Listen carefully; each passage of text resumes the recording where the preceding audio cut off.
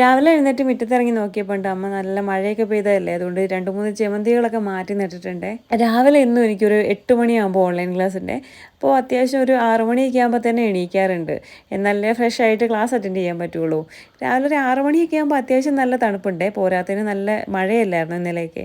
എൻ്റെ മഞ്ഞ റോസയിലുണ്ടല്ലോ, ആ പൂവ് കൂടാതെ 17 മൊട്ടുണ്ട് കേട്ടോ. കണ്ടാൽ പറയുമോ എന്ത് നല്ല ഭംഗിയാണ് കാണാൻ വേണ്ടിയിട്ട്. നഴ്സറിയിൽ നിന്ന് നമ്മൾ വാങ്ങി നട്ട തൈയാണ് കേട്ടോ. അടിപൊളിയായിട്ട് തന്നെ പോകുന്നുണ്ട്.